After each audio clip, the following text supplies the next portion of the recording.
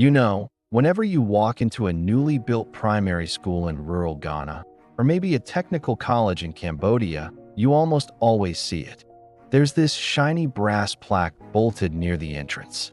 It usually features two flags crossed over each other, the flag of the host nation and the flag of the donor, be it the UK, the US, or increasingly, China. It's meant to be a permanent symbol of partnership, a handshake in metal. But every time I see one of those, I can't help but pause and wonder about the invisible strings attached to that building. We talk a lot about foreign aid in the West. It's often pitched as pure, unadulterated charity, giving the less fortunate a leg up. And in the education sector specifically, it's really hard to argue against the intent on the surface. Who doesn't want kids to read? But when you look at this through the lens of history, specifically in countries that were colonized by the very nations now signing the checks, it gets incredibly messy.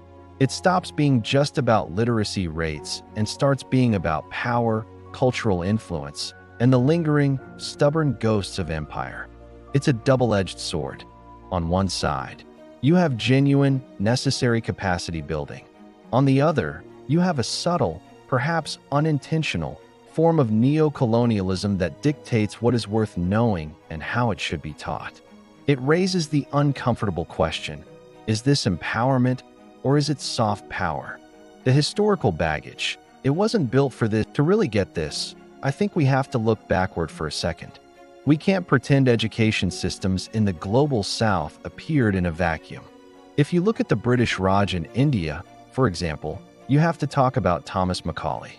Back in 1835, he wrote his famous Minute on Education, where he explicitly stated that the goal of English education was to create a class of persons Indian in blood and color, but English in taste, in opinions, in morals, and in intellect. They didn't build schools to create innovators or critical thinkers who would challenge the empire. They built them to create clerks. They needed a middle layer of administration to help run the colony. People who spoke the Master S language and understood the Master S filing system. In French West Africa, the mission was different but equally intrusive. The mission civilisatrice, civilizing mission. The goal was assimilation, turning Senegalese or Ivorian children into black Frenchmen who knew about the Alps but nothing about the Niger River. So, fast forward to today, the colonizers left, physically at least, but the institutional skeletons remained. And now, foreign aid often flows into these same rigid structures. It's a bit ironic, isn't it? We pump billions into modernizing education, but we often do it by reinforcing the very Eurocentric models that were set up to suppress local identity in the first place. When a donor country funds a curriculum reform project today, they aren't usually suggesting a return to indigenous knowledge systems. They're suggesting a model that looks a lot like what they have in London, Paris, or Washington. The numbers game, where aid actually works and where it breaks. I don't want to be entirely cynical here. It would be intellectually dishonest to say it's all bad. If you look at the sheer data, the hard stuff, aid has done some incredible things. Since the push for the Millennium Development Goals and now the Sustainable Development Goals, we've seen a massive push for universal primary education. In places like Kenya, Malawi, and Uganda, foreign aid played a huge role in allowing governments to abolish school fees in the early 2000s. The result? Enrollment exploded. Millions of kids who would have been working in fields walked into classrooms. That is a tangible, undeniable victory. Specifically, the push for girls' education has been largely driven by aid conditionality. Donors effectively said, "We won't release this tranche of funding unless you close the gender gap," and it moved the needle. Cultural barriers were hammered down by financial incentives. But, and there is always a but, it feels like we've become obsessed with the hardware of education while ignoring the software. We count the bodies in the classroom because that fits into a neat spreadsheet for a report to Congress or Parliament. But we rarely ask what's happening inside their heads. There's this phenomenon called the learning crisis. You see it in World Bank reports now. In many aid-heavy countries, you have kids sitting in school for 5 or 6 years who still cannot read a simple sentence. Why? Because aid expanded access without expanding quality. You'd have classes of 100 kids to one teacher.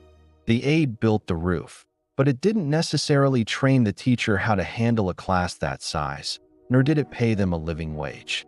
It's the butts in seats metric. It looks great on a graph, but it's hollow in practice. The curriculum trap, the neo-colonial classroom. This is where I get really stuck on the issue. The qualitative impact. Imagine you are a student in a former French colony, say Burkina Faso or Niger. Your textbooks are often funded by a French development agency or the EU. Consequently, the content is frequently produced by Western publishing houses. Companies like Hachette or Pearson often get these massive contracts. This creates a hidden curriculum. The literature you study is Molière, not your local oral histories. The history books frame the world in relation to Europe. The science examples use apples and oaks instead of mangoes and baobabs. This isn't just an oversight, it's a form of soft power. It validates Western knowledge as universal and academic, while local knowledge is relegated to folklore or tradition. I've seen this recently with the push for competency-based curriculums, CBC, across Africa. It's the trendy new thing donors are funding. It prioritizes skills needed for the global capitalist market: coding, soft skills, English, business management. Again, these aren't inherently bad things. But when you prioritize those at the expense of local agricultural science, local civic history, or indigenous philosophy, you're creating a workforce for the West, not citizens for the local nation. You produce a student who is alienated from their own village but perfectly prepped for a call center. The language barrier, the elephant in the room, and then there's the language issue. This is the elephant in the room that everyone sees, but nobody in the donor community really wants to move because it's too heavy. In so many aid-dependent countries, the medium of instruction is the language of the former colonizer: English, French, Portuguese. Donors generally prefer this. It makes measuring results easier, it facilitates global integration, and it simplifies the production of materials. But structurally, it's a disaster for learning. The cognitive science is clear. Children learn best in their mother tongue. Imagine trying to learn the concept of photosynthesis. It's hard enough. Now imagine trying to learn it in a language you don't speak at home, taught by a teacher who also might not speak it perfectly. It's cognitive overload. Yet, aid projects rarely fund massive transitions to local language instruction. It's expensive, it's politically tribal and messy, and frankly, it doesn't look as modern. So, we keep propping up this system where a child in rural Tanzania is failing science not because they aren't smart, but because they don't possess the English vocabulary to express what they know. It feels like a waste of human potential, maintained by the very funds meant to unlock it. Dependency and the projectization of the state. There's another structural aspect to this that's boring to outsiders, but devastating to the countries involved. It's the mechanism of delivery. Donors often don't trust local governments to manage the money. They worry about corruption, often validly. So, instead of giving money to the Ministry of Education to pay teachers or fix roofs, they set up what are called Project Implementation Units, PAUs. These are parallel structures. They are little islands of efficiency funded by aid, often paying much higher salaries than the government. So, the best local bureaucrats leave the ministry to work for the donor project. This brain drain happens inside the country. The Ministry of Education gets hollowed out, and it forces the government into a beggar mentality. The Minister of Education isn't really accountable to the parents or the voters. They are accountable to the donors in Brussels or DC. They spend their time writing grant proposals and meeting key performance indicators, rather than fixing the rot in the system. It turns education into a series of disconnected projects: the Girls' Empowerment Project, the STEM Initiative, the tablet rollout. But projects end. cycles finish, usually every 3 to 5 years. And when the funding dries up or political winds shift in the donor country, the program collapses because the state never had the capacity to run it in the first place. A tale of two regions. Nuance and application, it's worth noting that this doesn't look the same everywhere. Take sub-Saharan Africa, like Ghana or Zambia. Here, the aid is often direct budgetary support or massive infrastructure projects. The dependency is high, and the curriculum often mirrors the West closely. The output is often a credentialed elite that looks to emigrate. Contrast that with South Asia, like Bangladesh. There, you see a really interesting phenomenon with NGOs. Look at BRAC. It's one of the largest NGOs in the world. In Bangladesh, foreign aid often bypassed the dysfunctional state system and went straight to these non-state actors. They built tens of thousands of one-room schools. It was incredibly effective at reaching the poor, perhaps more so than the state. But it creates a dilemma. You have the government schools, often failing, and the NGO schools, functioning. It creates a fragmented citizenship. It solves the immediate problem of illiteracy, sure, but does it help build a cohesive, sovereign nation-state? I'm not so sure. Moving towards sovereignty, so, where does that leave us? I don't think the answer is to cut the wire and stop all aid tomorrow. That would be reckless and would hurt millions of kids currently sitting at desks funded by these programs. But the dynamic has to change.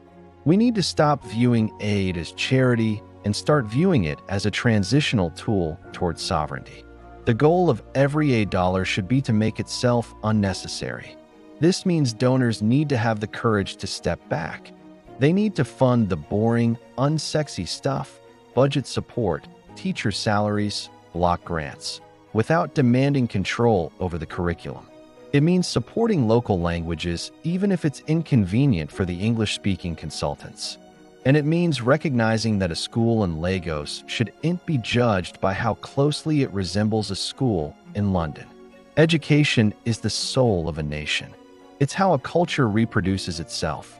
As long as that soul is being shaped by foreign hands, however well-intentioned those hands might be, the process of decolonization isn't really finished. It's just changed shape. We need to sit with that complexity if we actually want to see these systems thrive on their own terms. Thanks for watching.